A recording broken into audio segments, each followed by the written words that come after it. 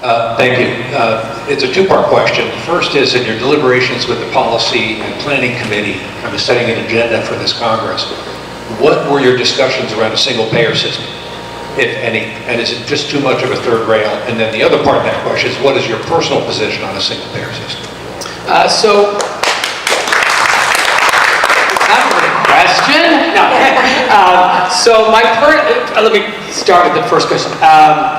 We actually didn't, in this Better Jobs, Better Wages for a Better Future, we didn't specifically talk about single payer, so it's not, and it wasn't because we intentionally avoided it. It was very narrowly focused really on jobs, raising incomes, that kind of thing. There's no question there's a direct connection between healthcare and economic development. Very direct. You can't separate the two. So, you know, that's not to say that as this continues to be developed over the next several months, that issue won't be part of what we articulate in terms of policy. I would say in the Democratic caucus, there's a fair amount of support for Medicare for all or single payer. I'm actually a co-sponsor of Medicare for all, so I'm a proponent of it. I think it's a system that actually works very well. It's very efficient. A lot of people say, well, I don't like single payer. And then I say, well, do you like Medicare? Oh yeah, well, that's single payer.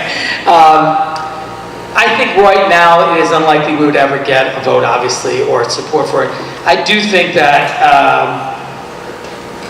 there's a fair amount of support in the Democratic caucus. And, you know, I think if we could actually convene a real conversation between Democrats and Republicans to talk about how do we improve the way the Affordable Care Act is working, I think part of that discussion would be, is there something that would make it work better, like Medicare for all, or Medicare, you know, starting at age 40 or something, you know.